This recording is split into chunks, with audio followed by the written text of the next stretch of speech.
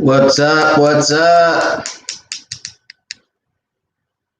Hope everybody's doing well. How is everybody? I see several people on already. Let's see. Who do we got? We got John. What's going on, John? We got Mr. Larry. Hello, Mr. Larry. We got Travis. We got David, Major. How's it going, guys? Hope y'all are doing well. Hope everybody's well and been getting in some fishing. Golly. I think I just had a drag car go down the road. Hope all you guys are doing well. Let's see. I hope everybody watched my last video on Watts Bar. I caught some giant fish. It was incredible. I caught 6 fish off one brush pile that were over 2 pounds. It was a heck of a brush pile for sure. And then I caught several more that day that were 2 pounds, just bouncing around from brush pile to brush pile. But that one brush pile that I did the video on, it was loaded with big fish.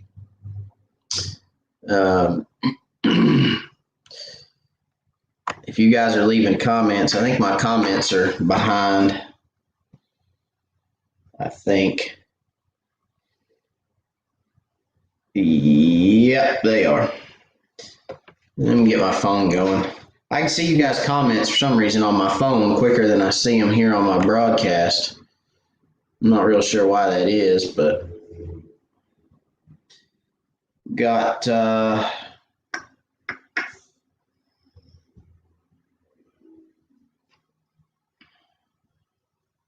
RPV, what's up? So let's talk about a little bit about what we're going to talk about tonight. For those of you that saw I think everybody probably saw the thumbnail on the video. We're going to talk about how to eliminate water from home. Okay, using Navionics. I use Navionics. I do use Google Earth some, but very little. I use it mostly on lakes that have drawdowns, like we've talked about in previous lives, where you can roll the different photos that they've taken and find one when a lake's drawn down and mark brush from Google Earth. But it's very few and far between. All of my prepping, if you will, is done on Navionics. So we're going to go over that tonight. And I know you guys have a ton of questions. I've already actually, when I first released that we were going to go over Navionics, I had a ton of people that texted me and emailed me, and they were already asking questions. So I know there's going to be a lot of questions. I have good news for you guys tonight. You're not going to have to sit there and stare at my ugly mug all night, because I'm going to share my screen with you guys, and we're actually going to pull up Navionics, and we're going to go through. So you'll hear me talking, and I'm going to try to keep up with all the comments on my phone. Because when I share my screen, I'll actually lose your comments. So I will do my best to catch your comments on my phone, and I'll do my best to answer those. But I want to take you guys through how I eliminate water. One text message that I got earlier this week. Travis, hang on, I'll answer that.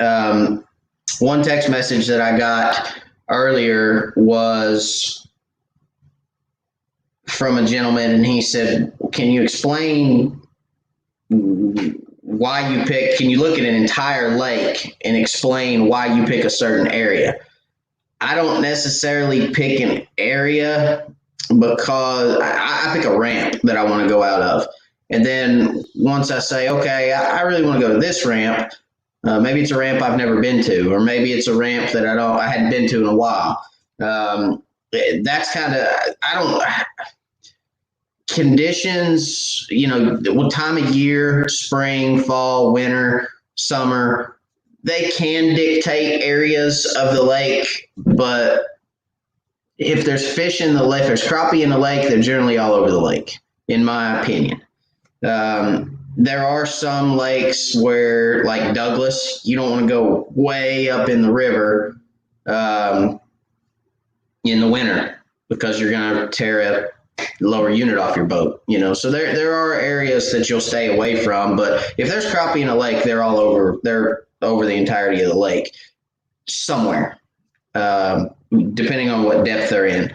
So I don't necessarily look at an entire lake and then picking one creek to go to, and then make my decision to drive to that creek. I will some, especially for tournaments, but I want to stay off tournament fishing tonight, if y'all are okay with that. I am a big tournament fisherman. I do fish crappie tournaments. Everybody knows that. I'm president of East Tennessee Crappie Club. We all know that. I want to stay away from tournaments. Tournament mindset is completely different than how can I go locate fish, catch fish for my freezer, and have a good day on the water. That's completely different from tournament fishing. So if you guys are okay, we're going to stay off the tournament train, and we're just going to talk about going and catching fish. Let's see. Let me go back to a couple questions here. Johnny, what's up? Georgia. I was born in Georgia, Johnny. I was born in Atlanta. Don't hold that against me, all you guys from Tennessee. Let's see. Travis, got to pay for that app. No, Travis, you do not have to pay for the app. The app is free. What you do have to pay for Navionics is if you want all the depth shading and all the fishing shades and all that. That is a subscription you have to pay $10 a year for. And last time I paid for it, it was $10 a year. It may have went up. So for those that don't know, Garmin bought Navionics. Navionics is now owned by Garmin. It's a Garmin product. It did not used to be. It is now. So I don't know. They may have raised the cost of it, but to my knowledge, it's $10. But you don't have to buy that subscription. You can still use the app, and you can still use the website that I'm getting ready to show you guys for free. So put it on your phone. You can use it on your computer.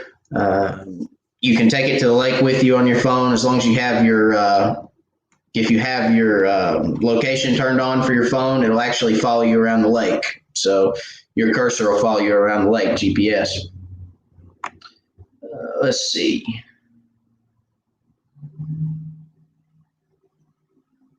Bug Chaser said, greetings from a thoroughly drenched Northwest Louisiana. Tired of the thunderstorms. Now, aren't we all? I mean, geez, it's done nothing but rain since I can remember. There's a running joke at work. We do outdoor contracting at work, and there's a running joke going at work. It's every Monday, just expect rain every Monday. It's going to rain every Monday. So, and it does. It rains every Monday. Syracuse, New York. Crappie and pike. What's going on, buddy? Got Central PA. Got Mr. E. Harris. Major Brown says $14.99. So $14.99, I'm assuming on the Navionics is what Major's saying. That is the subscription. Again, you don't have to have the subscription for it to work.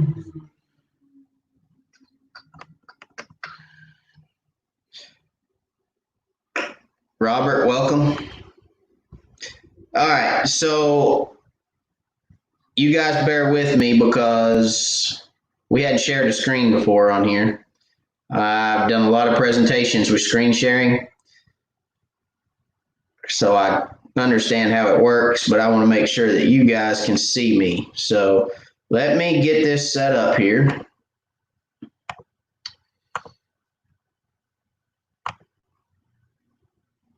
All right, can you guys see my screen? Somebody tell me, please. If you don't mind. I'm hoping you guys can see it. I have David Hawley said, got it. All right, so can you guys see this screen fairly well? This is StreamYard. This is what I'm on right now to go live for you guys. Here's all your comments over here. As you can see, I've got 1, 2, 3, 4 you guys that said it, 5 of you guys that said you can see. Oh, there they come. There's Robert's comment. So there's a little bit of a delay on your comments over there, just so you guys know now. There really is a delay. Can you guys see this screen pretty well? I don't know if you guys want to continue to watch me. I'm thinking you can see me over here on the left-hand side. Can you guys still see me? Or is it better full screen like this? I want you guys to be able to see. So tell me which one's better, split screen or full screen?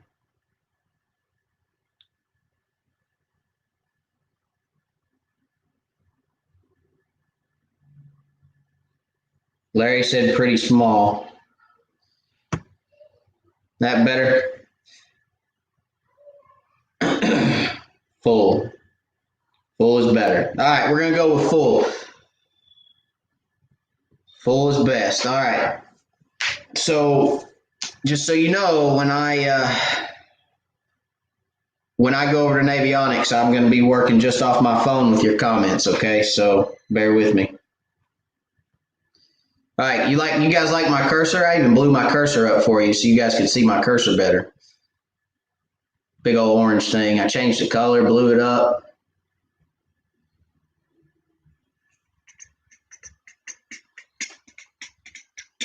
All right, everybody good? All right, Navionics. So if you go to Google, Google's my best friend, and you type in Navionics web app, okay? It'll be the first page that pops up, Navionics web app. All right, you click on that web app. Bam, there's our map. Okay. So we got Knoxville, Morristown. Again, I'm in East Tennessee. For you guys that did not know where I was at, I'm in East Tennessee. So you've got Knoxville, Lenore City, Morristown. You got all the towns. Let's talk about lakes. You got Cherokee right here. You got Douglas right here.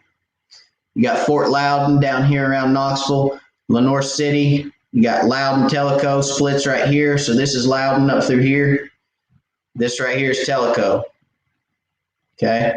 Then you've got Watts Bar from Lenore City down. This is the Tennessee River, comes down. This is the Clinch River, comes down into Watts Bar. Watts Bar comes down through here through Spring City. Right about there's the dam. Okay, for Watts Bar. And then you've got Chickamauga. Chickamauga comes all the way down, Saudi Daisy, Chattanooga. Okay. Do you guys have a lake that you want to look at that you prefer? Anybody have a lake they want to look at? I'll look at any of them.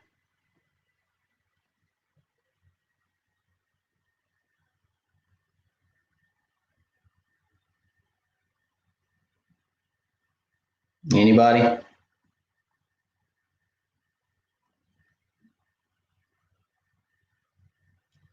Watts Bar, Chick.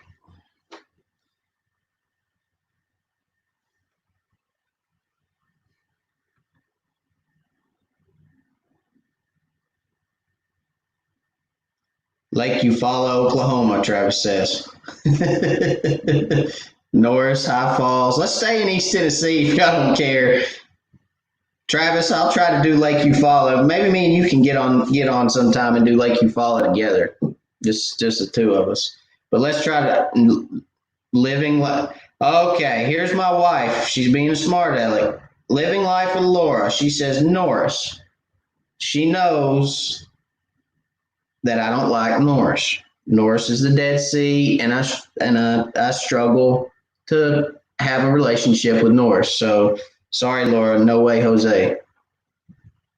All right, we're gonna go with we'll go with Chick. Okay. So you come down here to Chickamauga and you start zooming in. We're gonna go Main Lake. We're gonna go down here around Wolf Teever. Okay. So for those of you that know Chickamauga, you got Wolf Teever right here. Okay.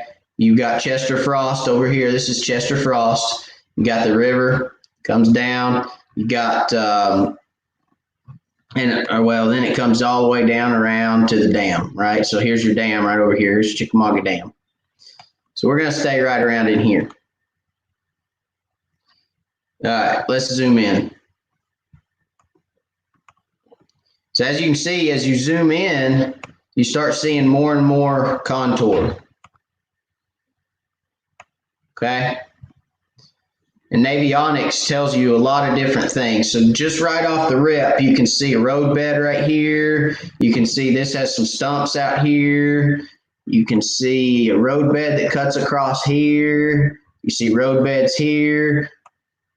This is Harrison Bay. This is what they call Harrison Bay right here, okay, guys? You've got a road bed comes across here and turns, comes this way. And then back here in Wolf Teaver Creek, you can follow it back. Got some bays off Wolf Teaver Creek. You got the river or creek channel, if you will, comes down through here. Okay.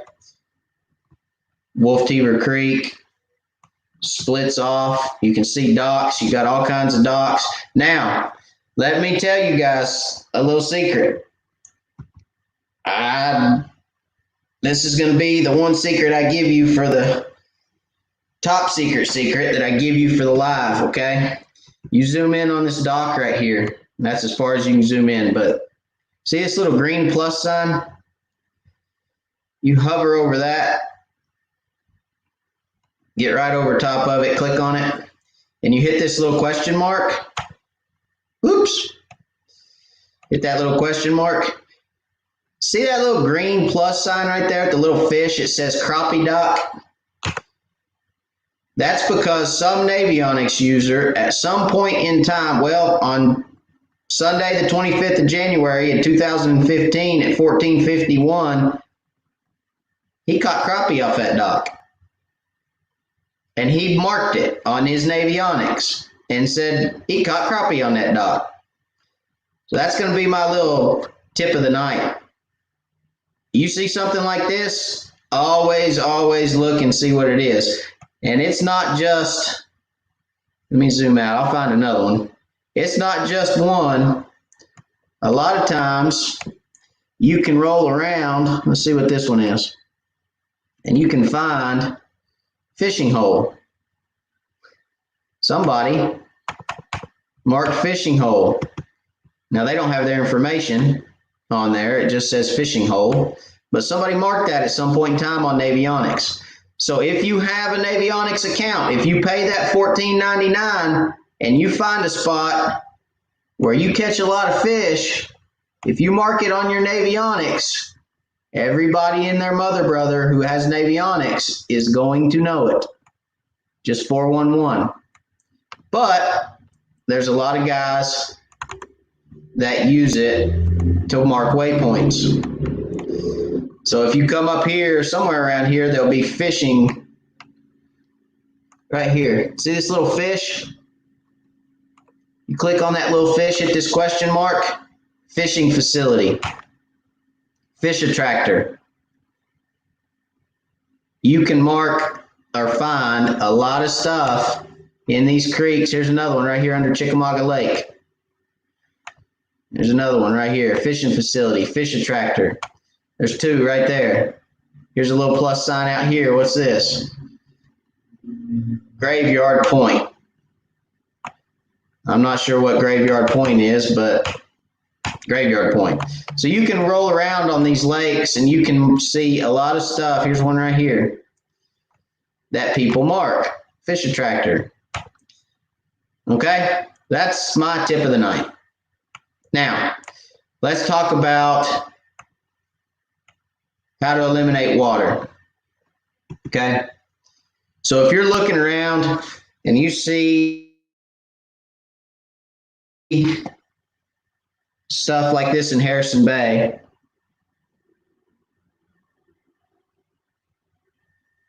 hang on just a second. I'm looking at some of y'all's comments.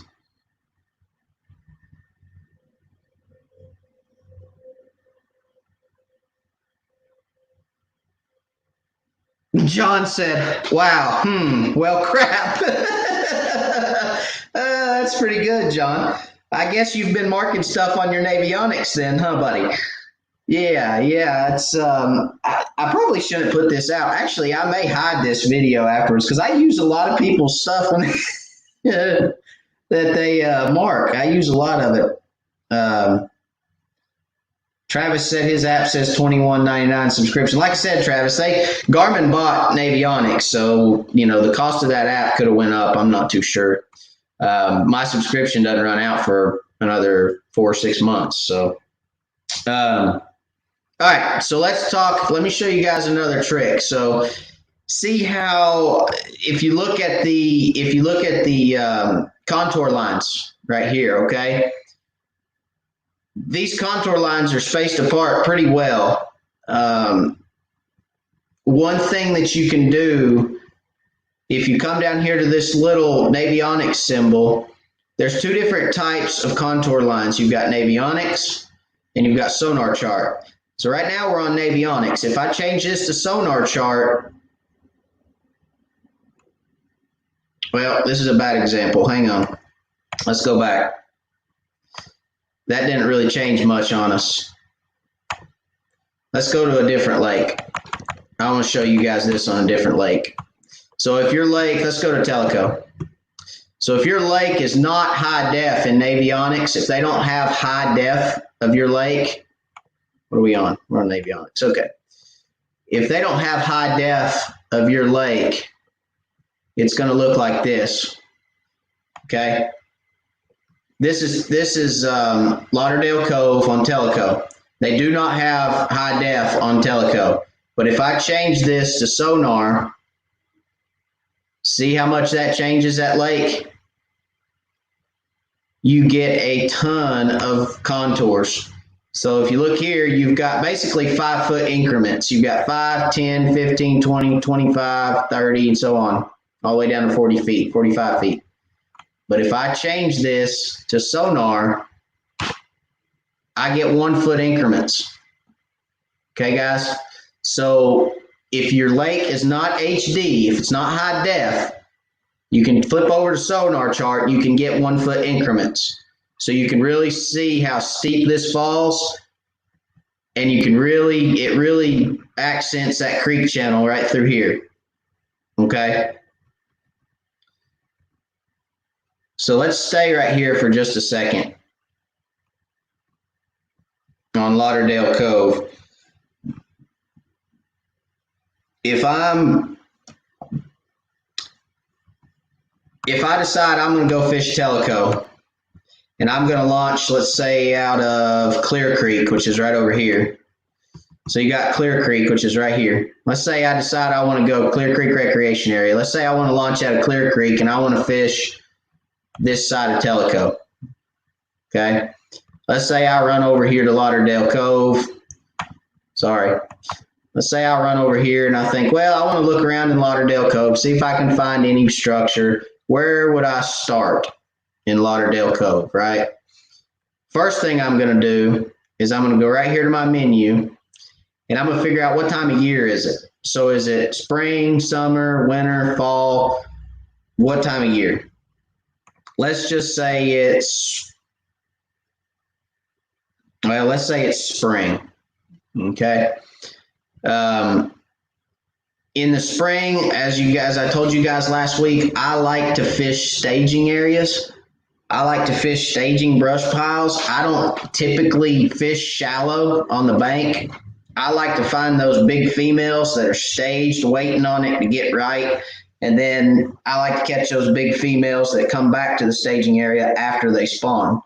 So I feel like I can catch them a lot easier, and I feel like I can be more consistent fishing staging brush piles. So I'm looking for brush piles anywhere from 8 feet to 15 feet, somewhere in that range. So what I'll do is I'll come to my safety depth right here, and I'll set it at 8 feet. Okay. Everything that's blue is less than 8 feet at that point. So that right there automatically eliminates all this water for me. Now, if you want to try to catch fish on the bank, you need to open that up, and you need to look for laydowns. You need to look for stick ups, visible structure if you're going to fish the bank is best. Fish visible structure, float and fly, float and minnow, throw up against structure, work jig back slow. You can catch fish, but just wearing fish out on the bank is because the fish move up on the bank and move out so quick. The big females do. The males will stick around for a little while, but the females, they move up, move out so quick. Again, I'm more consistent in a little deeper water. So what I'll do is I'll start at the front of the creek, okay? And I'll start right down, I'll come right down through this creek channel. I'll idle right down through this creek channel, okay? And I'm looking for structure. I'm looking for anything that sticks up. I know it's 40 feet, 30 feet, but I'm still looking for structure, okay? I may mark a bunch of structure that I fish in the summer. So when I come into a creek, I'm coming right down this creek channel. And I'm going to follow this creek channel right through here. And it comes right back into this little pocket. So I'm going to follow that creek channel until I get right about there. And then I'm going to stop and I'm going to back up, turn around. And then I'm going to come back out. And I'm looking with my side imaging about 60 feet in either direction when I do that. And I'm looking for structure on the edge of the creek channels, okay? Then what I'm going to do is I'm going to come back right up here. I'm going to work my way back out at this point. If you can tell right here, there's a little point that comes out right here. You can see how this 19-foot line comes and kind of points out. That's a little point right there. So, and there's a little flat, oh, what's the word I'm looking for? A little ridge top, if you will, right here. Okay, under the water. So I'm going to come back and I'm going to come down through here and I'm going to idle right up this little ridge line, right up this way, right about there. I'm going to stop and I'm going to come out. Okay. Now, then I'm going to come in and I'm going to come right up this little creek arm. I'm going to come right here and I'm going to turn around. And then I'm going to work my way. I'm going to go right over this little hump. Okay. Again, this is a little point. I'm going to go right over this little point. I'm going to be looking. Then I'm going to work my way back out. This right here is so steep. It drops so quick. I'm not going to look at it. I'm just going to go right on past it.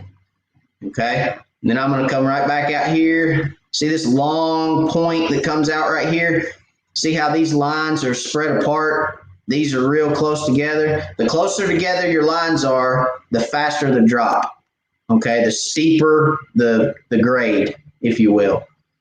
So these lines that are spread apart right here, I'm definitely going to run right up here. I'm gonna come out and probably swing a little wide, and I'll probably run right up here till I get to that blue line, and I'm gonna stop and I'm gonna back out or turn around and just come out this way. And then over here on this side, you can see another little point right here. There's a little ridge top right there. I may run over that just to see. It's in deep water, so I may run over that, may not. And then that's probably going to be about it for that creek, guys. I'm done. And I can do that. I can idle this entire creek right there. What I would expect to find, okay, when I come into this creek channel, I'm looking. I'm not expecting to really find fish right here, especially in the spring. What I'm expecting to find is structure that's in that creek channel that I can come back fish another time of year. But if you're gonna look at this creek, you're gonna want to look at the entirety of the creek channel, just so you know what's there, because you might be able to find a bunch of stuff you can fish in the summer, right? So I'm going to come in here. I'm going to expect to find fish probably from that deepest point right here, that 29 foot, to here. That's where I'm expecting to find those fish. The majority of those fish this in the spring is right in here. Once I start rising up is when I'm going to expect to find those fish, okay? If it's summer, I'm going to expect to find them moving out this way. Fall, I would expect to find them anywhere in this area right here, within this circle, somewhere right in here on one of these ridges. And then winter, again, I would start looking back up in here in the winter, because when the water starts cooling off, they're going to push back up again. So I would kind of be looking in this area in the winter. All right. And there's probably some people that say, hey, there's a marina in there. Would you look at it? Probably not. It's inside the blue. I probably won't look at it. I may look at the tip of this one, since it's out there, since it stretches out there into about 11 feet of water. I may look at some of this right here and right here on this side, maybe. Just depends on what it looks like when I drive by it. If it looks like maybe there could be some fish holding under it, I would probably just check this little point or this little end right here. But other than that, I'm done in this creek. I'm not wasting any more time. If I don't find anything, I'm out.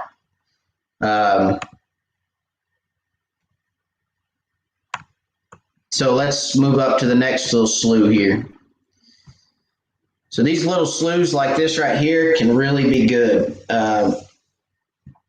They can hold little sloughs like this that have very little brush in them are gems. I mean, they're diamonds in the rough, because a lot of times those bigger creeks, people will load up with brush because they fish them a lot.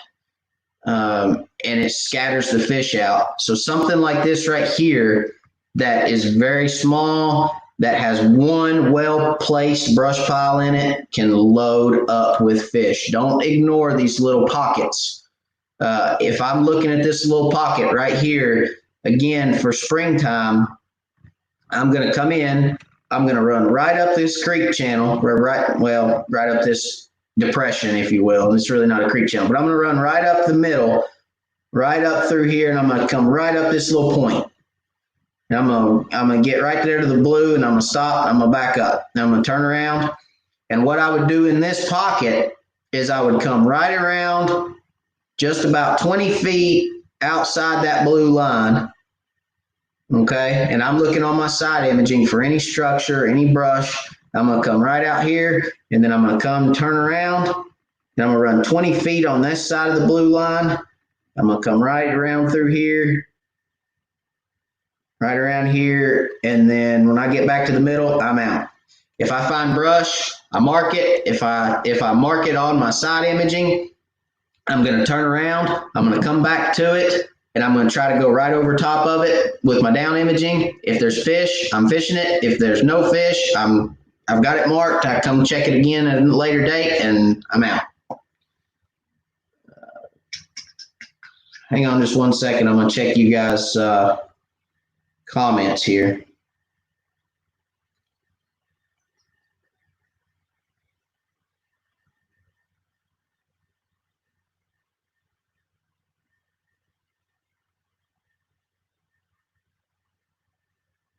All right. I don't see any questions yet. If you guys have questions, go ahead and put me some questions down there, and I'll start answering them.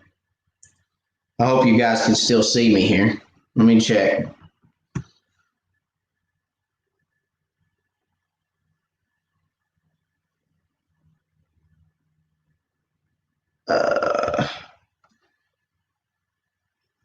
Well, my phone's way behind, that's for sure.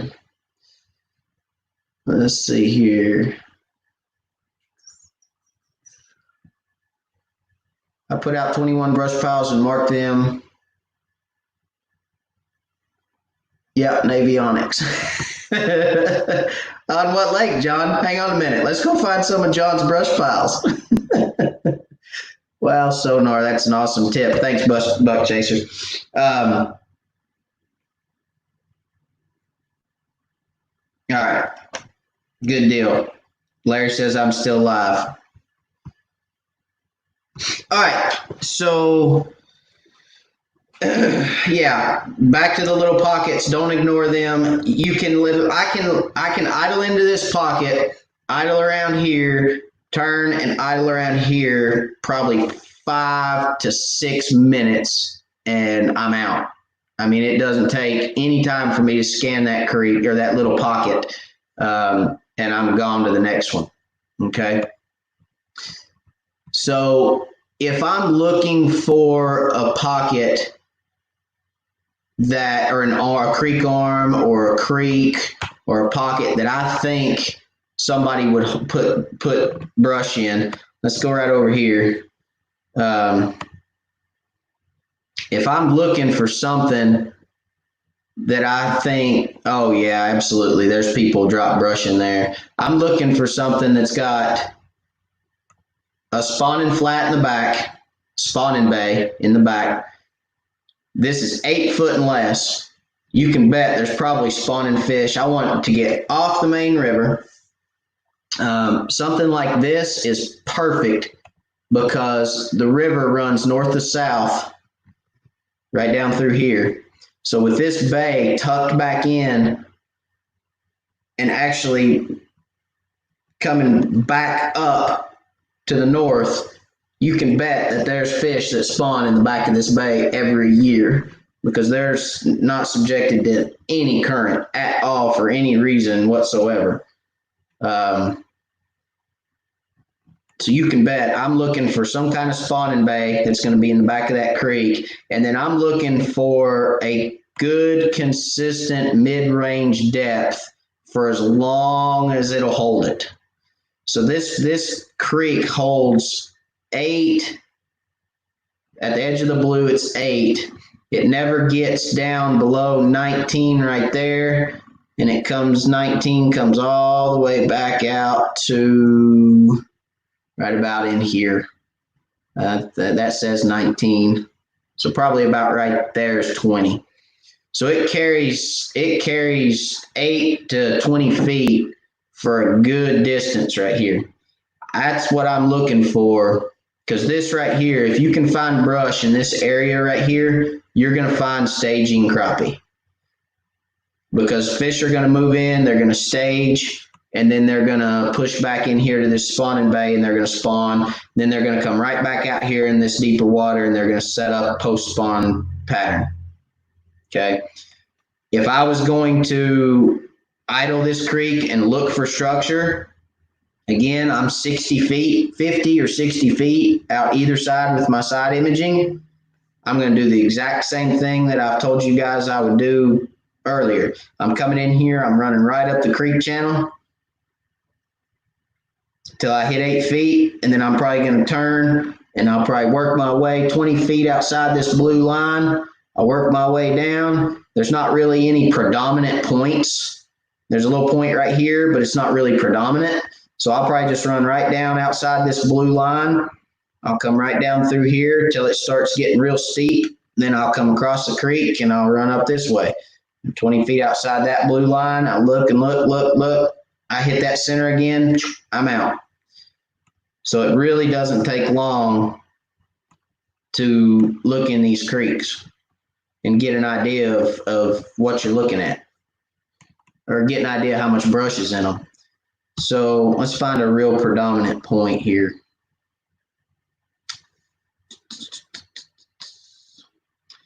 So let's talk about main lake points and secondary points. Let me find a good example.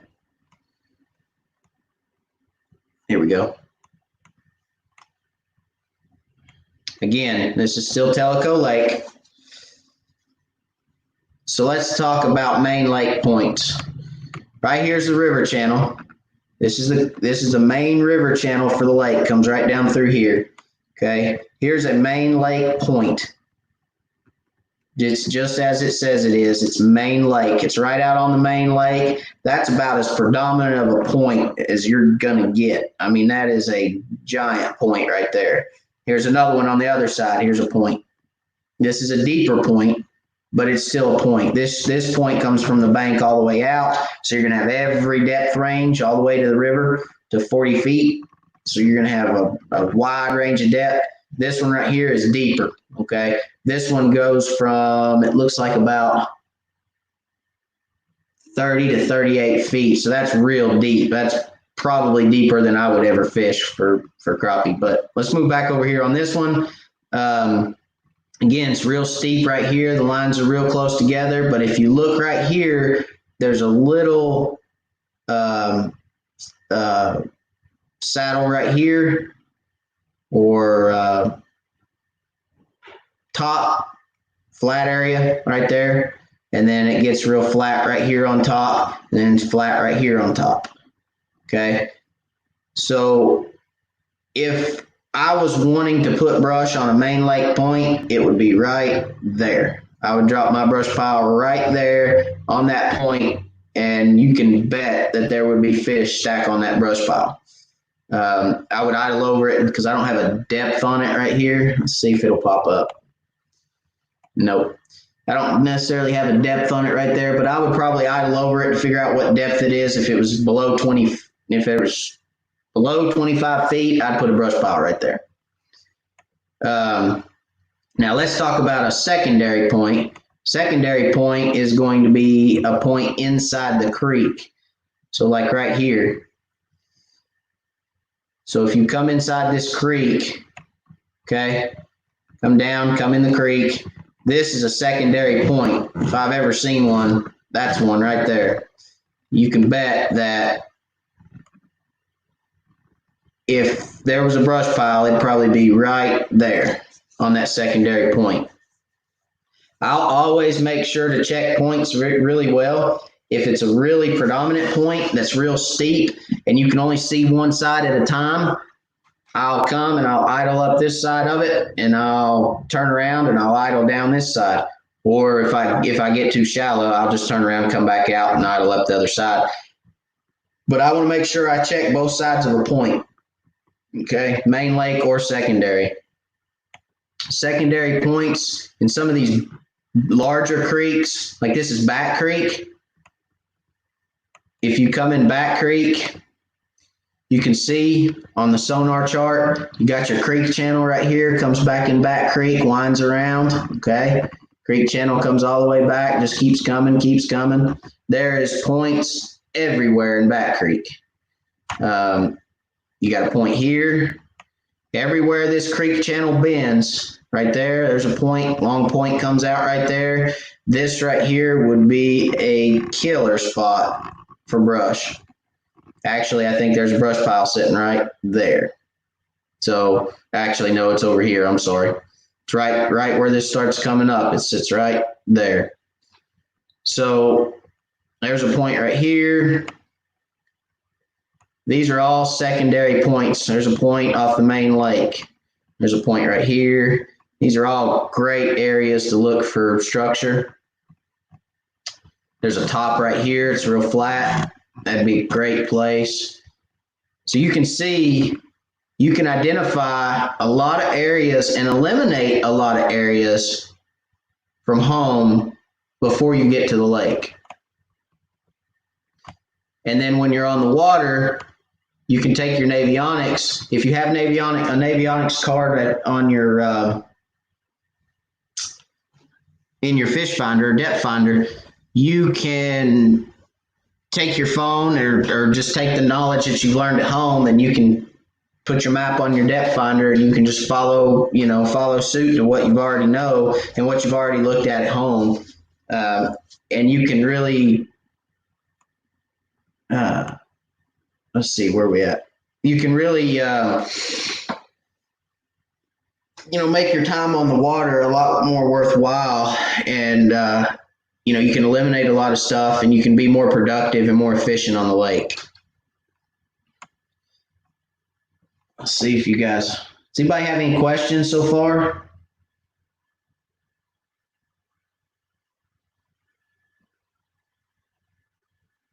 David says, would you longline that creek?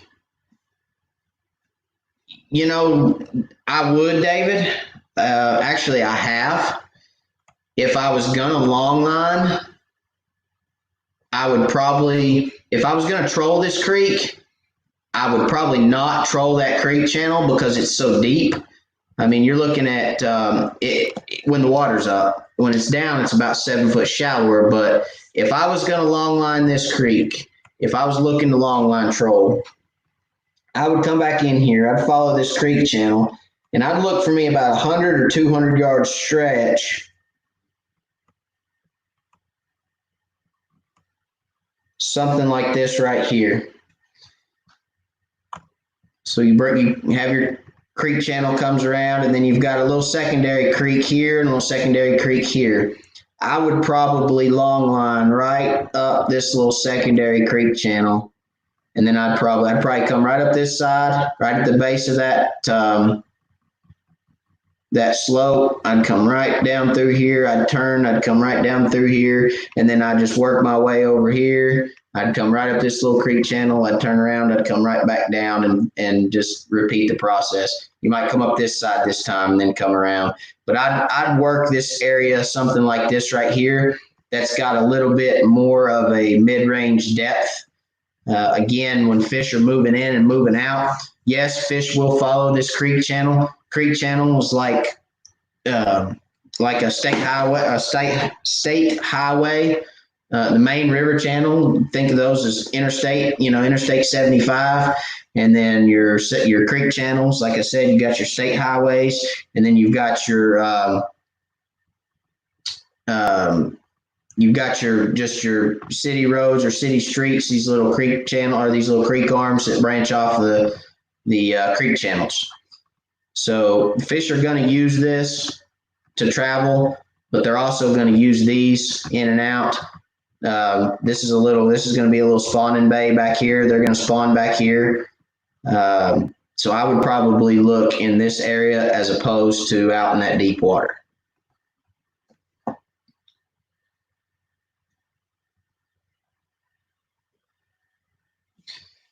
Let's see. John says, what areas do you look for on a lake, river, creek to push or pull crankbaits in the summertime? That's a very good question, John.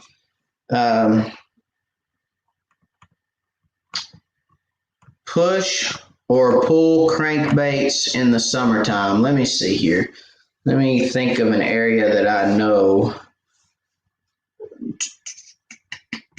In the summer, John, I'm going to look for flats off the main river. Okay, so let's see.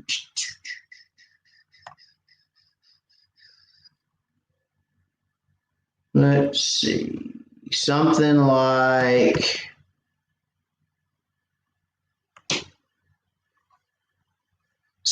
this. So you got your main river.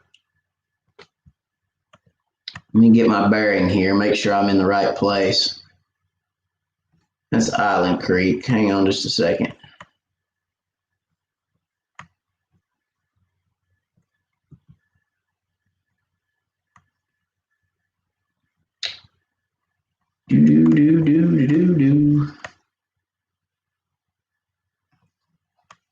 So you got your main river, it runs right down through here, okay? And if you zoom in, see how open all these lines are? See how flat these lines are? If you're going to pull crankbaits in the summer, you want something like this right here, right off the main river channel. Okay, here's your main river. See this big flat right here? It's about 16 foot of water. There's a 20-foot line right there. I'm looking for something like this in 15 to 25 feet of water, because what's going to happen is those fish are going to pull up out of the river channel. They're going to come up on this flat to feed, probably back in here. Okay. And then they're going to stay on this flat probably till about 10 or 11 o'clock-ish, somewhere in there. And they're going to slowly make their way back to this river channel to cooler water after they feed on shad all morning. So I would look for something like this right here, a large flat, 15 to 25 feet of water right off the river channel. If I was going to pull crankbaits, that's where I'd do it.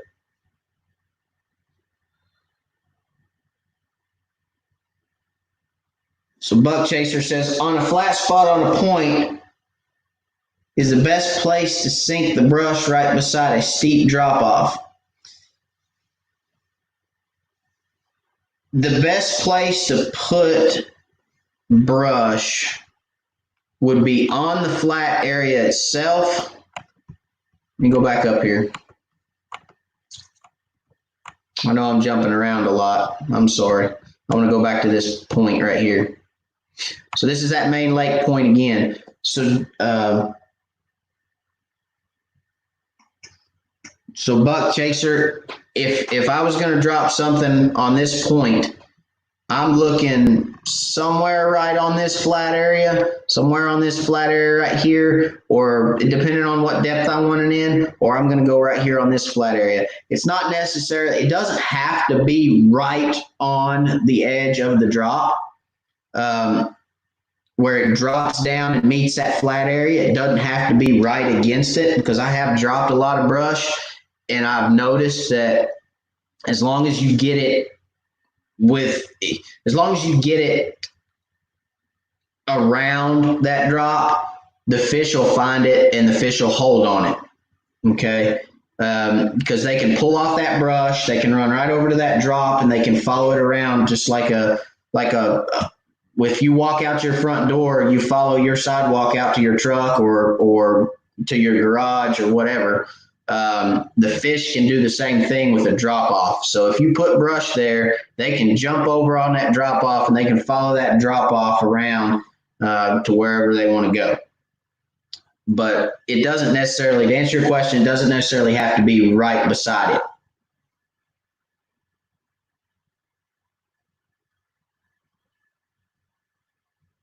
So David asks, do you use 1 or 2 units when looking at areas? I use 2. I run 2 Lowrance HDS Gen 1s. I was running 2 8-inch monitors. I'm now running an 8 and a 10. I run my side imaging on my 10-inch unit, and I run my map and my down imaging split screen on my 8-inch unit.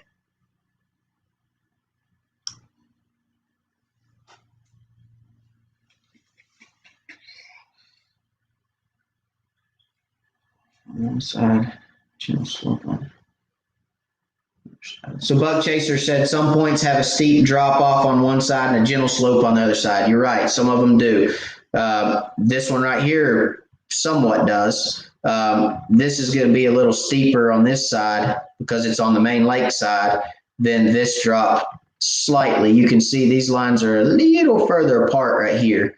That's why I'll run up. Again, that's why I'll run up both sides of that point, Buck Chaser, because those steep drops, you may lose picture on your side imaging. Not all the time you would not will you, but I always wonder if you're catching right at the base of that drop like you were talking about earlier. So I'll run up this side and then I'll turn up here and I'll run down this side just to make sure that I cover both sides of that point.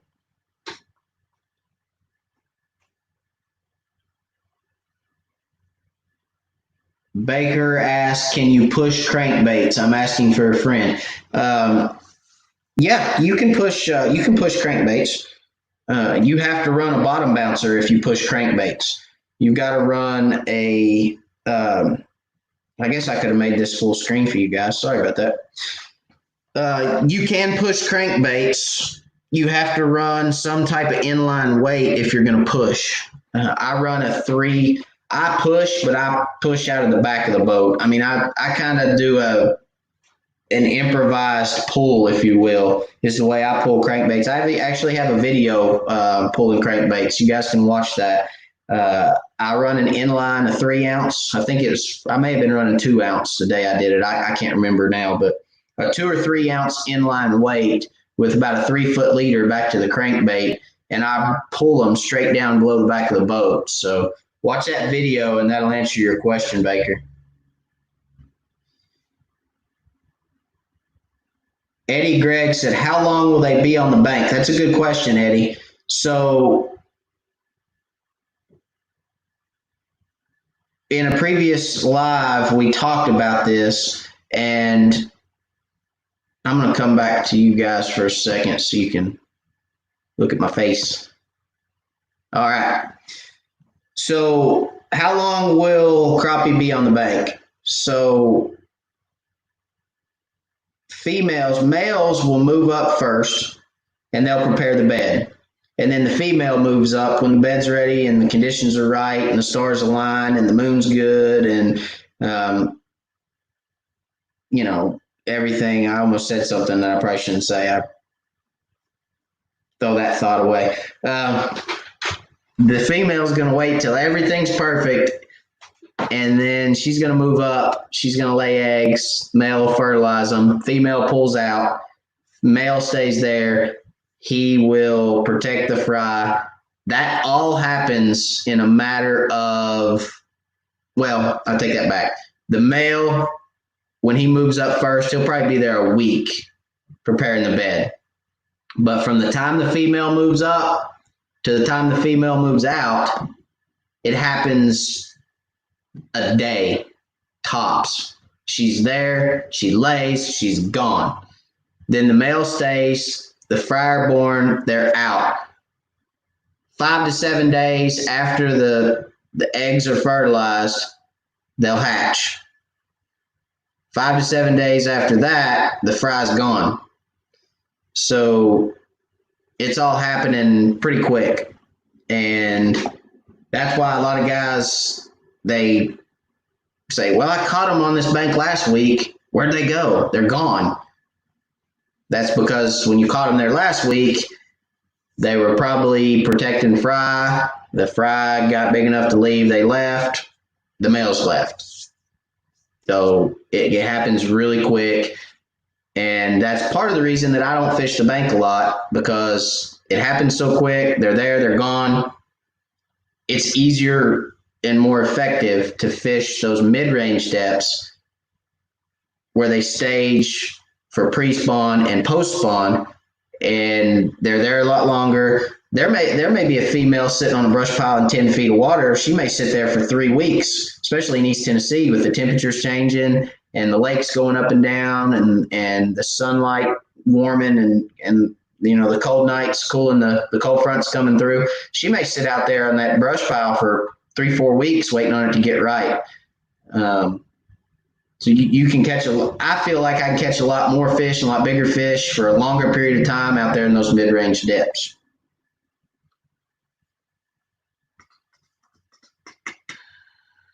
Addicted to Hunting asks, what do you set your color gain at on your live scope?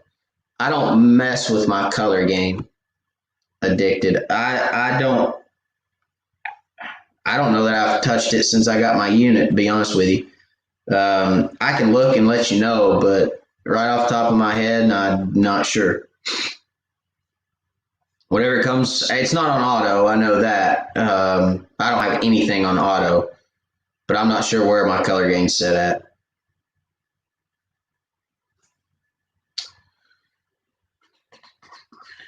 So John asks, what would change for night fishing? Where would you look for channel or ledge or brush or flats on main lake flat? Thanks. I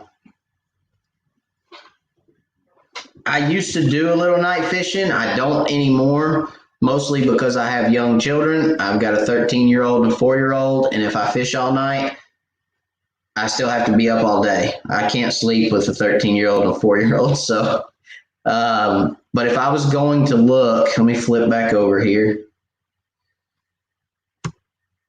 If I was going to look for stuff to night fish in the summer, I'm assuming you mean in the summer. If you've got some brush piles, that's a good start. The brush piles are going to generally hold fish, and there's going to be bait fish around brush piles a lot of times. That's probably where I would start at. If I had brush, I'd set up over brush. If I didn't have brush, take Douglas, for instance. Let's back up here to Douglas.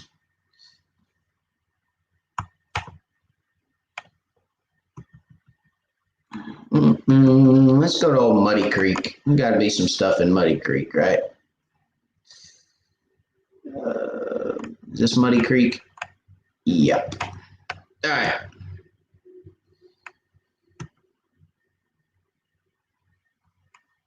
Douglas in the summer, I'm going to look for probably secondary points with deep water. And I'm going to look for the most predominant point that I can find.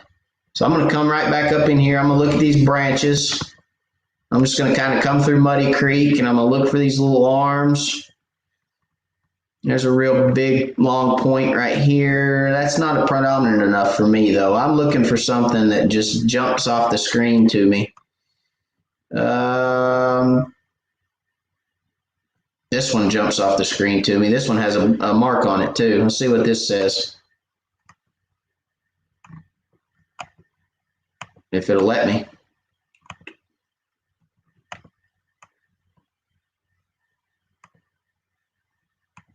There we go. Try here. Okay, well, there we go. Try here. I'd look for something like that right there. I'd look for some long predominant point. This is going to be a secondary point right here. I'd look for some long secondary point, and I'd set up probably in 20 to 25 feet of water. I'd set lights up, and I'd sit there probably floating minnow under lights if I was going to night fish. That's my opinion. I'd find some kind of point that I could sit on. This one right here, something like this. I'd sit right off the end of it, probably right there in 20 feet of water. I'd sit about right there on 20 feet of water on that point. I'd put lights out, and I'd sit there and I'd fish if I was going to night fish.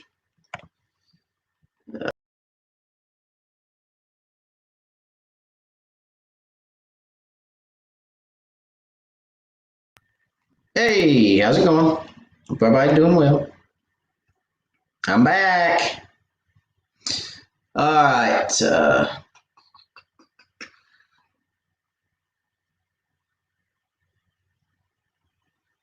Hang on, I lost my spot now. I got to come back and find it. Push crankbait. Here we go.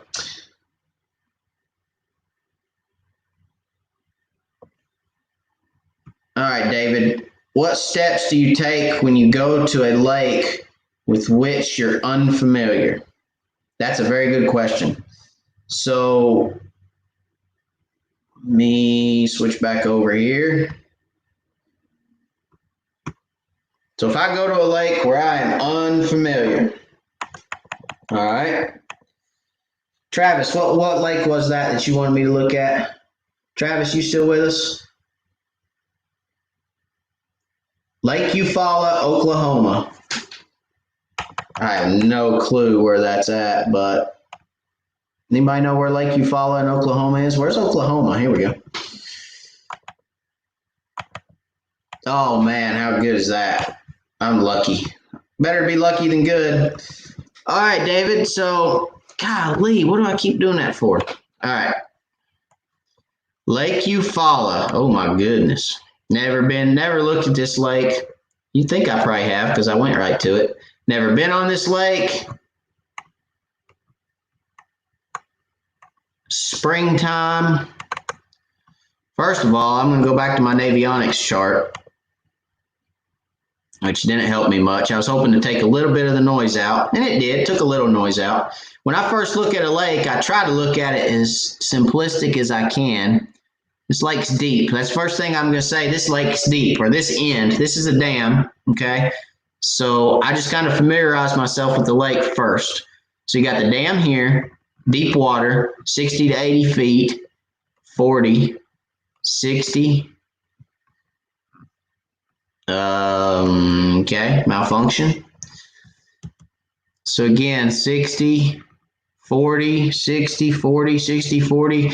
Everything kind of looks 60-40 in the main river, or around the main river. So now we're getting up into some shallow stuff. Again, we're at 8 feet, so if that's all blue, that's shallow.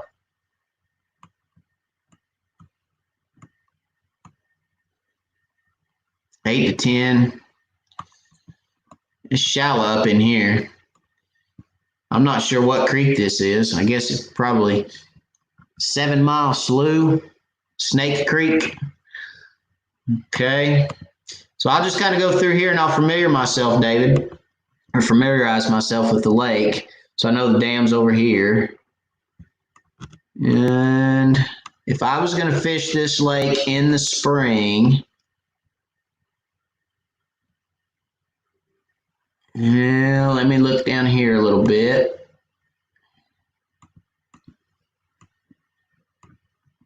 Oil wells. I'm not going to fish this creek. I don't feel like there's enough spawning bay in here. This is too deep. Okay. So I'm going to scratch that one off the list. Now back in here, this is intriguing. Let's see here. Where are we at? Mill Creek. This is kind of intriguing. So again, you come into Mill Creek, come under the bridge, it sets up for spawn. You got a little pond right there, creek bed. Got a good river channel or creek channel comes through here. Got good mid-range depth all through this creek right here, 20 feet up to 10. I'm probably going to look in this creek for sure. Does that say Mill Creek right there? I can't tell. Yeah, it does. Mill Creek. I need better glasses. I need to get my eyes checked, guys. So I'm definitely looking in Mill Creek without a shadow of a doubt. There's a pond right here. I'm looking at every pond. If I see pond, I'm looking at those ponds. People love to put brush in a pond. Love it. I'm looking at all those ponds, every one of them. This little pond right here. Pond. I'm looking in that pond for sure. So that's one area I'm looking for. Springtime, a real good defined creek channel with all that mid-range depth in it, and then plenty of spawning bay. I'm definitely looking up there. Travis, you're gonna have to tell me if I'm getting hot, buddy. And then let's see. Here's another creek. What creek is this? This is Gaines Creek. Gaines Creek's still deep, very deep. So we're going to come back. We're going to start looking for the blue water again. That shallow water. Come back out. Yeah, down in here is not bad. Nice creek channel. Still real deep though. I don't really like any of that for spawn. Now, here we go. Now we're getting back to Gaines Creek. Flooded timber. Oh, here's flooded timber. Submerged bridges. Road beds.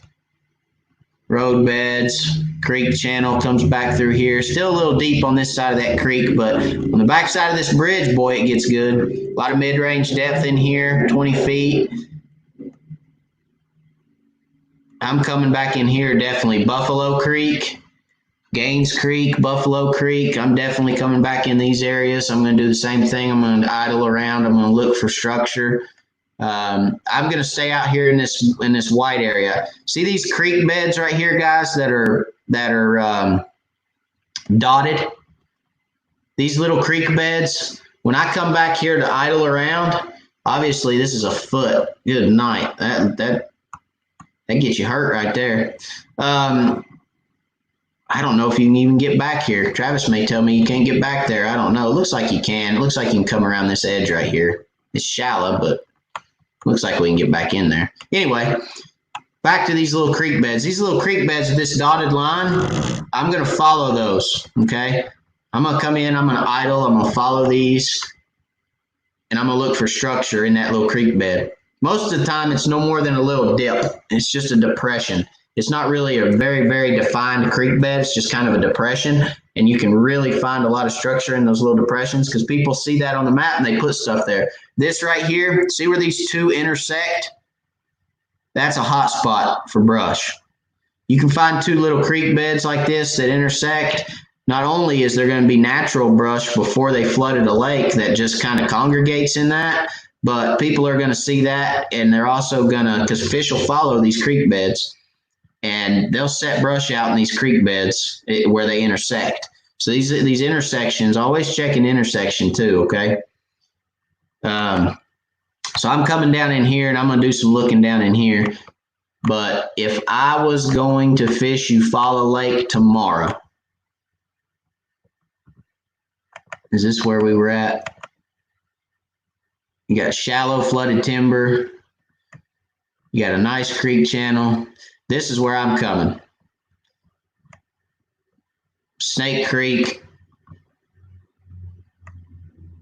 I'm coming right here. If I was going to fish it tomorrow, this is where I'd fish. I'd fish up here. Somewhere back in this area. Travis, you can tell me if I'm hot, cold, or what.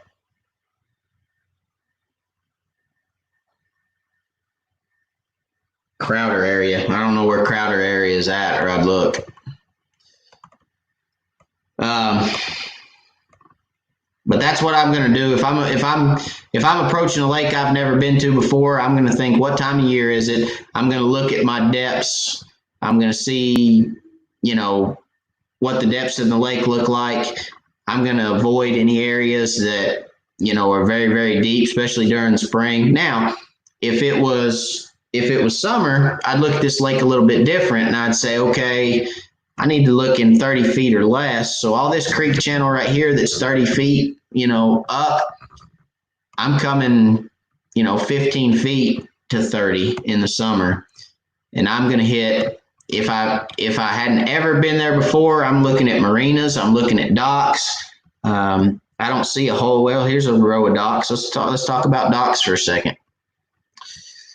So, wrong way. Docks. Got a row of docks right here. Actually, these docks look really good. This one comes out to 14 feet, 13, 14 feet. This one comes out to 10 on the corner, 10 or 11. Same, 10 or 11, 10. I'm going to skip this dock. Okay. I'm going to skip that dock. I may look at this one. It comes out to about 10. This one, anything that extends out past that 8-foot mark, I'm probably going to look at. And I may look at some of these. If it's right on the 8-foot mark like this right here, especially during the spawn, I'm going to look at it. I'm going to look at that one, look at this one, look at that one. That one I may skip. I'll look at this one. Docks for me, the best docks. Let's see if I can find one.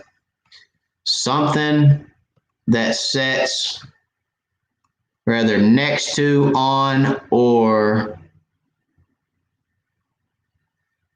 adjacent to a creek channel. I don't see really anything. We're on a point. So this dock right here, it's, you got a little point that comes out right here. I'm looking at this dock for sure. This one over here, this one right here is a good one. It's a good example. This point comes out right here. It sits right on the edge of the point, right on the drop. I'm looking at that dock for sure. Eufaula's got some good docks on it. I like it. Maybe I will go to that lake. A lot of docks on this lake. All these back here in the blue, I'm going to skip. I'll hit these two, maybe that one. I'm going to ignore these. I'll look at all these. That one for sure. All these, those I'll ignore. That I'll ignore. All this back here's out.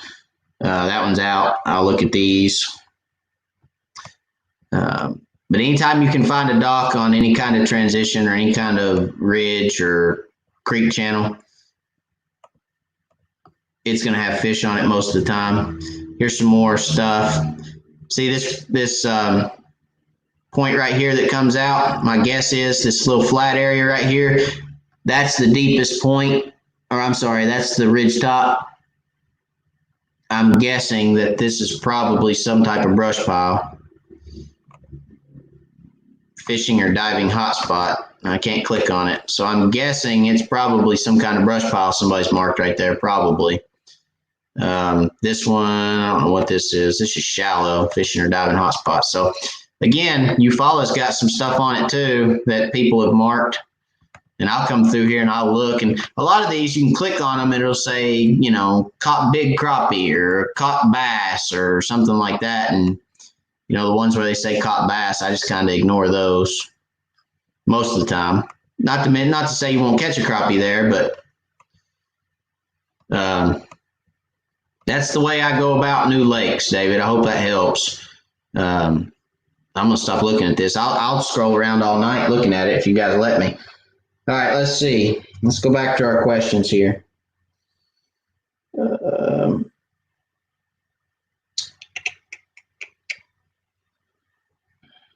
I got to find my place again. Sorry. Hang on. Let me come back to. All right.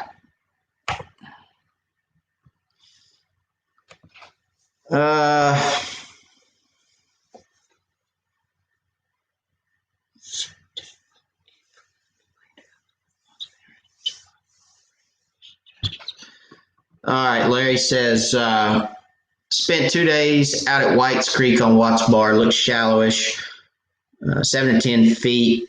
Looked deeper. Looked at laydowns. Found lots of interesting spots, but only random fish suggestions. I would suggest, Larry, looking a little deeper on Watts Bar than 7 to 10 feet. Well, you said, well, did you look deeper or are you asking to look deeper? I would probably look in that 12 to 14 foot range. White's Creek does have a lot of structure in it, but it's scattered a little bit in White's Creek.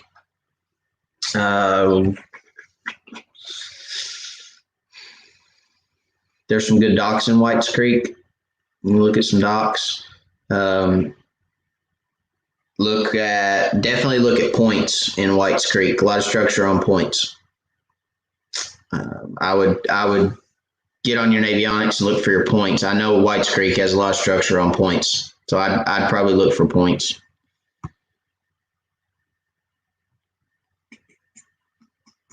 Ooh.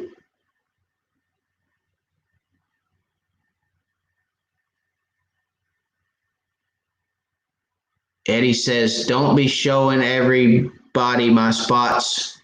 You're on my lake. Which lake was that, Eddie? I'll go back. Was it Eufaula? Drop me another comment. Which lake are you talking about?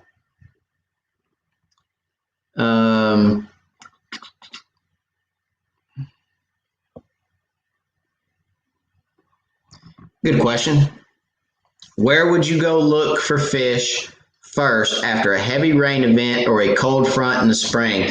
This is a thank you, Addicted to Hunting, for asking this question. That is a very, very, very, very good point that I have not mentioned yet.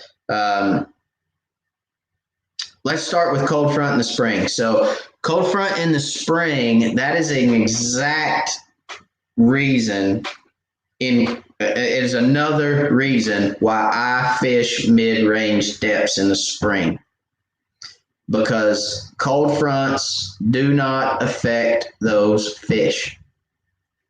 A cold front will affect a fish in 3 feet of water. If you get a cold front on fish that are up shallow, they are going to pull out. Guess where they're going to pull out to? The mid-range staging areas that I like to fish during the spring. So to answer your question, I don't do anything if there's a cold front in the spring different, because I'm going to fish the same stuff that I always fish, except for it's going to be loaded with twice as many fish, because they're going to pull out of that 4 or 5 foot water. They're going to drop out to that 12 to 14 foot of water. And they're going to sit there and wait for it to warm back up. So that's what I would do. I would fish those mid-range depths, fish the staging areas that's in those mid-ranges. Now, after a heavy rain event, if I'm fishing Are you talking day, 2 days? Uh, if it's the first day after a rain event, I'm probably going to try to stay the first quarter of the creeks in the first quarter out to the main river. And I may even try to stay on some of that main river on the edges, because the first day after a rain event, a lot of times it won't muddy up out there yet because the water hadn't worked its way out of the creeks into the main river. Depending on what section of the lake you're fishing. If you're fishing up in the river, then yeah, it's probably going to muddy up. But if you're fishing down towards the dam or mid-lake, a lot of times you can find some cleaner water in that first quarter of the creeks or along the edges of the creek or the river's channel.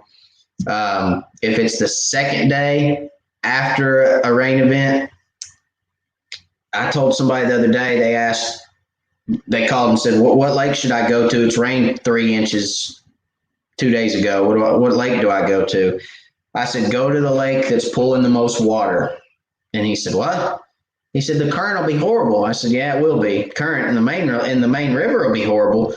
But the lake that's pulling the heaviest water is going to be the lake that, or releasing, not pulling, but releasing the most water is going to be the lake that clears up the quickest. Because when it's dropping water, all that water that's in the creeks is being pulled out in the main river and sucked down through the dam. It's pulling all the silt out of the creeks into the main river and dropping it through the dam. So a lot of times in East Tennessee, Douglas, Cherokee, and Norris, which again, I have a love-hate relationship with Norris, but they'll hold water. Those lakes are designed to hold water. So they'll hold water back on those lakes and the whole lake will muddy up. Fort Loudon, Tellico, Watts Bar for sure, and Chick, they'll run them wide open to drop the water out of there because they don't have as much area to hold water in those lakes. They don't draw them down as much in the winter. So they'll flush the water right out of those lakes and it cleans those lakes out quicker. So to answer your question, I would go to the lake that's spilling the most water.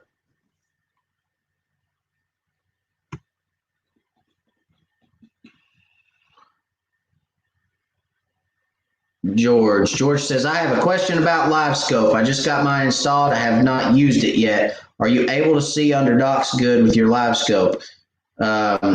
George, it's like putting on a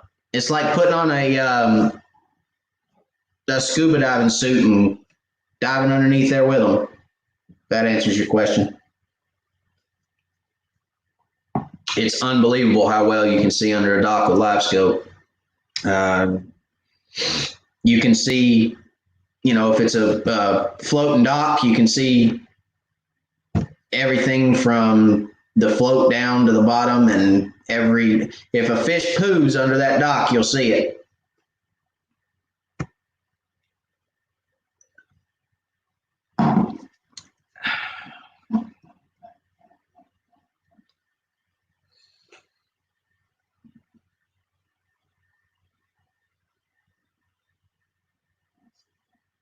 Mill Creek. So Travis said Mill Creek's a good creek. So I was along the right path. Mill Creek. I think that's the one we were in. I said I couldn't see it. Mill Creek. He said summer and winter 30 plus water is good. That's what I was seeing.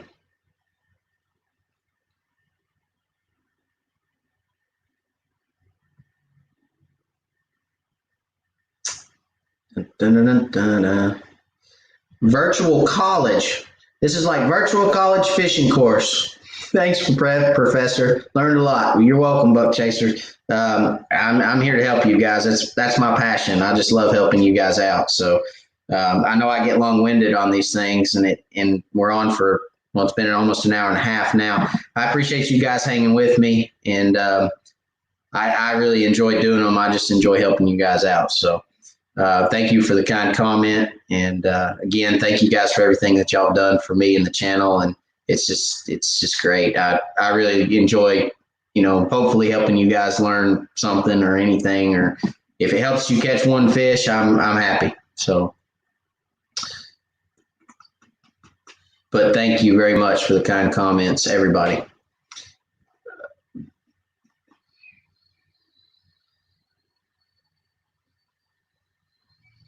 All right, Michael says I got Navionics and it does show the creek channel budding like yours.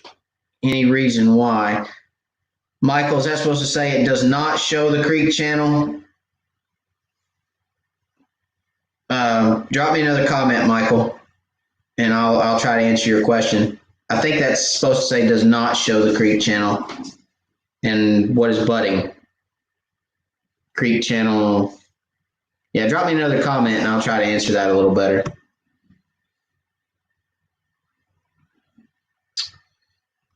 Let's see.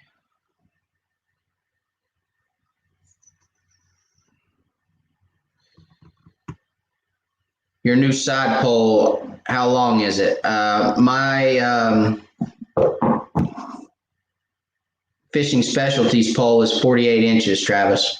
But keep in mind, I fish out of a Ranger 690 VS, which is a deep V boat, and it sits real high off the water. I had a guy ask me the other day if he could get away with a 36-inch pole. I think you probably could if you were in a bass tracker or just a standard bass boat or something like that. You might be able to get away with a 36-inch pole, but mine is a 48, and I have an 18-inch handle. So if you tell them you want an 18-inch handle on your pole. That way it sticks out a little bit better.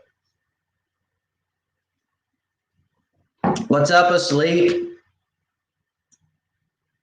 I'm 1.5 hours late, he said. Better late than never. Never. I swear it's Mountain Dew in this cup, guys. I swear.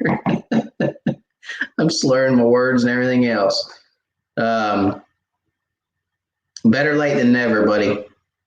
I'm glad to see you. Let's see. Mine won't show creek channel either. I think I know what you guys are talking about.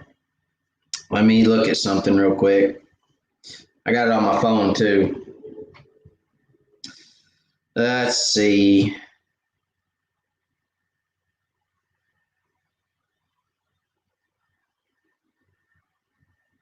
I'm assuming you guys are looking on your phone.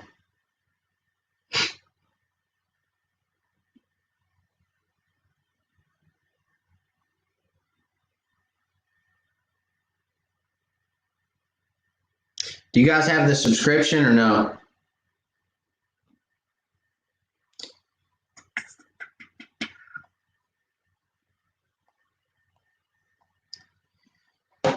And what lake are you on? RPB, what lake are you on?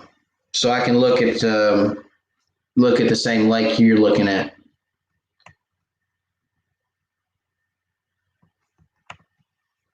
All right, Grant says, what rod length do you prefer? 8 foot, 10 foot, 11 foot? Grant, I prefer a 6 foot Ozark dock shooter. That's what I fish with 85% of the time. That includes live scope. I do not fish vertically with live scope a whole lot.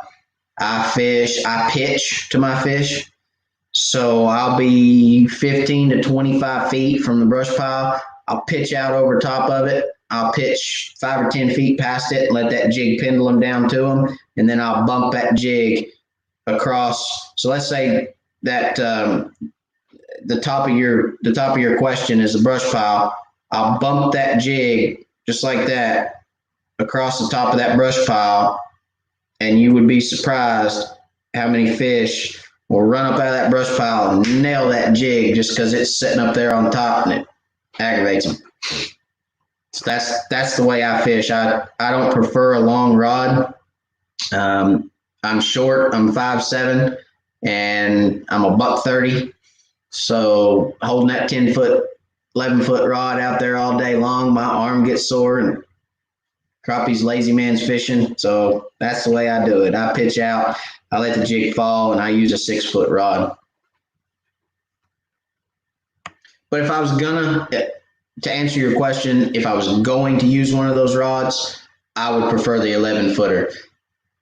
Only because if you're fishing that shallower water, you can reach out there a little bit further and you don't have to get your boat quite as close to the fish. There are days, I've seen days where fish can be spooky, and then I've seen days where they're not spooky. You can basically knock them in the head with the trolling motor and it doesn't matter. I would say in the winter, they're more spooky than in the summer. And I think that's because colder water, it resonates sound better. And I think that the sound of your boat, the sound of your trolling motor in the winter is amplified by the cold water. I could be wrong. That's just a theory of mine, but who knows? So 11 foot if I was going to use one of those links.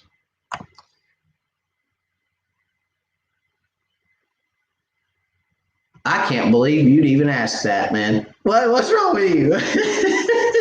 Hey, I'll give you the 30-second though. Navionics, it's a good thing. People put waypoints on it, and you should go watch the video when we're done here. Done. Got it. That was less than 30 seconds. Anybody time that?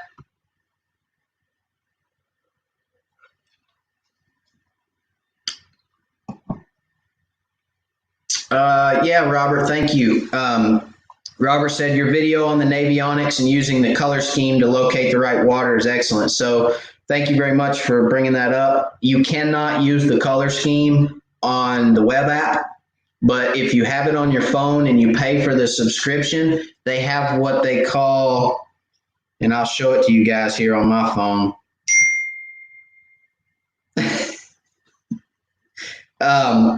They have what they call fishing ranges.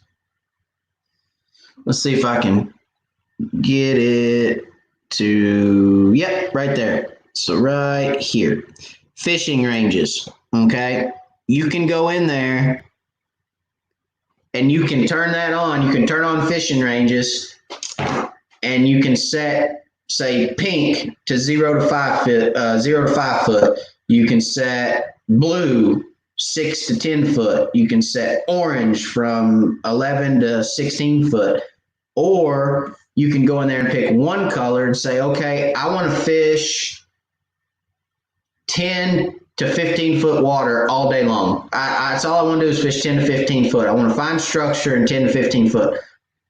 You can set 10 to 15 foot pink and it will shade the entire lake. Anything that's 10 to 15 foot will be pink. The rest of it will be white. And you can take your boat, you can put your boat on that pink, and you can run that pink all day long and look for structure. It's a great tool. It's a great thing to have. If you hadn't seen the video, go back to, well, I'll show it to you guys. Hang on just a second. Be right back.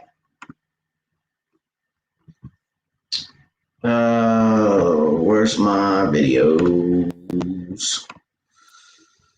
Let's drop this down. Videos. Right here. Pause.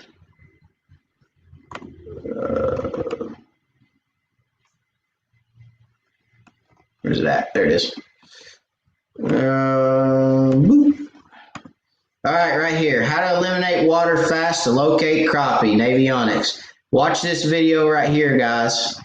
It will help you with the fishing ranges, and it'll show you how to use those and eliminate that water and shade that water that you're looking for to find crappie in. It'll help you. It'll help you even further break down larger creeks. Okay. Thank you for mentioning that, Robert. And I'm sorry, I wish I could show you that, but the web app doesn't allow me to do it.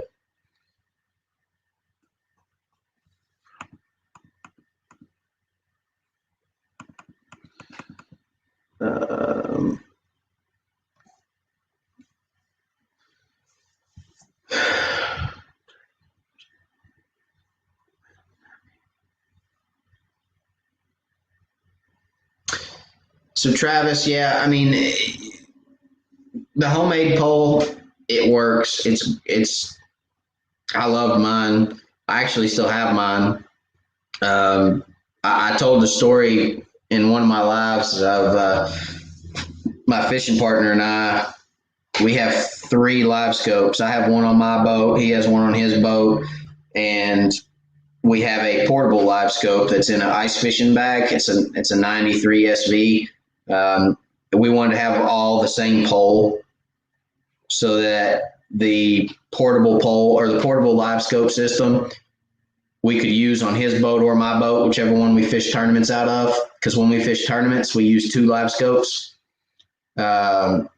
I use one on one side of the boat. He uses one on the other side of the boat. That way we can, if I'm fishing off this way and he's fishing off this way, we can both see our jig. So that was the whole reason I went away from the homemade pole, was because I wanted to have everything that matched across both boats.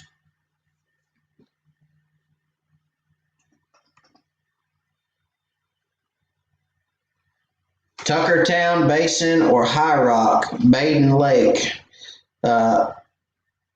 RPB fishes Tuckertown, High Rock. Well, I can talk about High Rock. I can tell you right now, hey, you guys go to High Rock, don't even get on Navionics.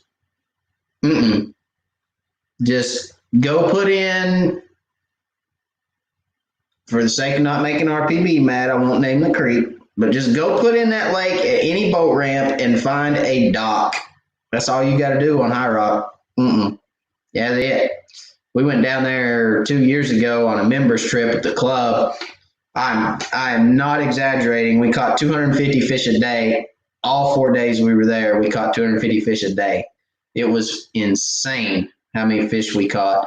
Every one of them was on docks. Now, we fished a little bit of brush when we found brush around the dock, but the docks on High Rock are incredible. I mean, that you guys are spoiled down there because there's a ton of fish on docks.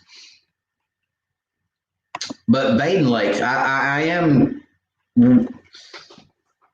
like to talk to you, RPB, about Baden, because I'd like to make another trip down there and I'd like to fish Baden. We didn't get to fish it while we were there.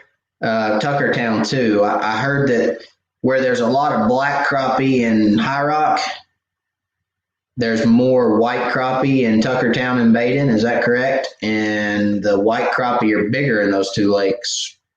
High Rock's got a lot of 10.5, 11-inch fish. A lot. But Tuckertown and Baden have bigger fish is what I've heard. So I'd like to come down and fish those lakes.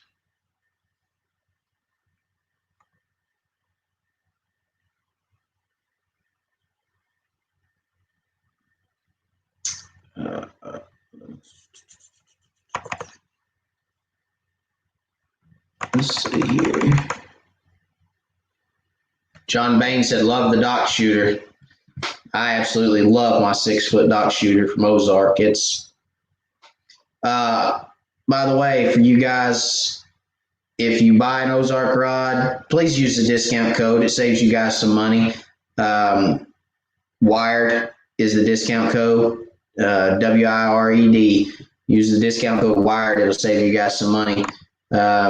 Also, the new Bonehead code, if you buy any Bonehead baits, is Crappie 2020. It was Crappie 19. Obviously, we're not in 19 anymore. It's Crappie 2020 now. So for you guys, go buy any of that stuff and use the discount code WIRED with fishing specialties too. You'll get a discount there too. So let's see. We'll take a couple more questions and then I think we'll call it a night, guys. If anybody has any last minute questions.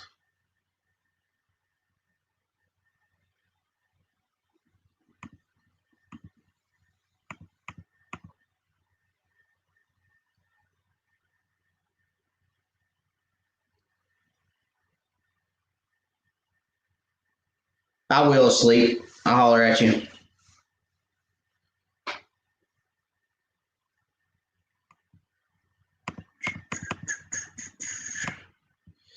Yeah, you did it, RPB. Flat Swamp Creek. I wasn't going to say it. You said it. I wasn't going to say it. But yeah, Flat Swamp. Last one on the right by the dam. Best creek in America, in my opinion. For numbers of fish, anyway. That creek, I think that's the creek. I think when Jesus walked on water, I think that was where he did it at. I think it was Flat Swamp Creek on High Rock. That's where that's where he did it. I swear. I swear that's where he did it. And every every crappie in the lake flocks to that creek and docks. That's all they flock to. It is incredible. All right, guys. I don't see any more questions. Let me check my phone just to make sure you guys hadn't left one and I hadn't seen it.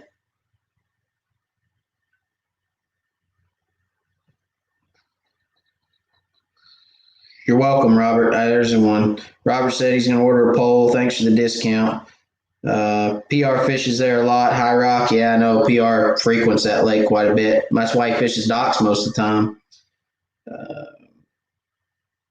George, you're welcome, buddy, and have a good night yourself. All right, guys, we're going to call it a night. I appreciate you guys for watching. Again, I'm sorry to be so long-winded, but we still have 42 people on and 44 people now. Like I said, I really appreciate it. Appreciate it, everything that you guys have done for the channel. If you hadn't subscribed to the channel, go ahead and subscribe, please.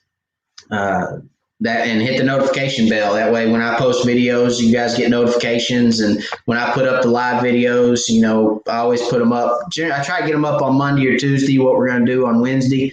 So you guys will get to see all that, and you'll get notified. If you're watching right now and you can't comment, okay? I've had a lot of people say, I couldn't comment. I wanted to comment, but I couldn't. You have to sign up on YouTube. Okay, create an account on YouTube, put your email in, create you a password. It's that simple. YouTube's not going to blow you up with a bunch of junk mail or anything like that. But once you have a screen name on YouTube and you're logged in, it'll allow you to comment and be a part of our videos. So, if you haven't and you can't comment, that's why. Go on there, create you a screen name, get your password, log in, and you'll be able to comment on the videos and interact with me, okay? I appreciate it again. If you guys have any follow-up questions or anything, you can email me or you can come back and leave a comment on this video and I will get back with you. I see all you guys' comments. If you don't have my email, I will type it real quick right here for you guys.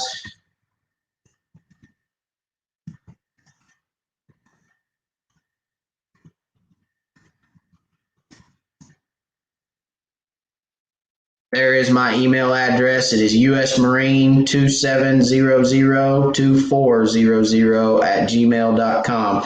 So if you guys have any questions or anything, shoot me an email. I'll be more than happy to get back with you. If you need me to call you and talk to you for 45 minutes about, Navionics or your units or anything like that, leave me a phone number. I'll be more than happy to call and talk to you. My wife tells me I spend more time on the phone than I do with her, but I'm blessed with a beautiful, caring, loving wife who knows I love to help you guys out. So, I'm going to let you guys there's 43 people on right now, and I'm going to let you 43 be the first ones to know it. I am actually, day before yesterday, I completed everything I need to complete and mailed off for my guide's license. So come all this junk past probably June 1st, Wired for Crappie will be guiding. If you want to book a guide trip, hit me up at my email address, which I just typed in for you guys. Let me know. I'm still going to be working a full-time job, guys, so I am going to book trips probably on the weekends, and I'll probably only book 2, maybe 3 trips a month. Um, so they're going to fill up quick. And I catch fish all year long, as you guys know. So I'll be booking all year. Just shoot me an email, or if you have my number, shoot me a text. If not, you can comment here anywhere. If you guys comment on any of my videos, I see it. Okay. So, and I try to get back with everybody. So if you don't want to, you missed the email address or something like that, just comment on one of my videos. I'll always see it. Okay.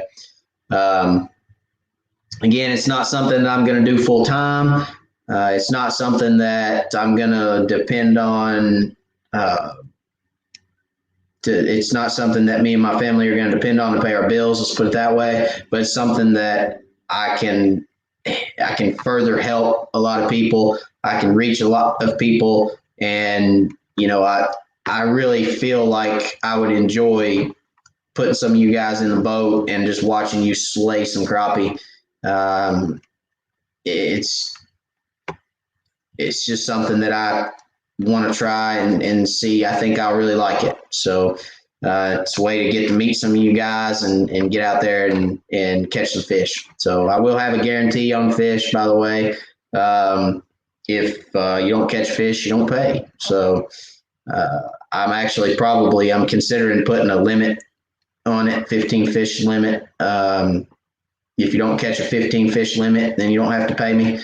But I'll get all those details together and we'll go from there. I'll probably be guiding 1-person trips and 2-person trips. I don't really want to get more than 2 at a time in the boat, especially with live scope up front, because it gets hard to see and things like that. So anyway, I'm going to leave it to you guys. I'm going to let y'all have it, and I appreciate you guys watching. And like I said, hit me up. Let me know what you thought. Drop a like on the video if you enjoyed it, and I hope I helped. And we'll see you guys this weekend on our next video. We'll probably go back to Watts Bar this weekend, so probably go back, catch some more big ones, I hope. And hope you guys enjoy, and I hope you guys have a good night. God bless, and we'll see you later.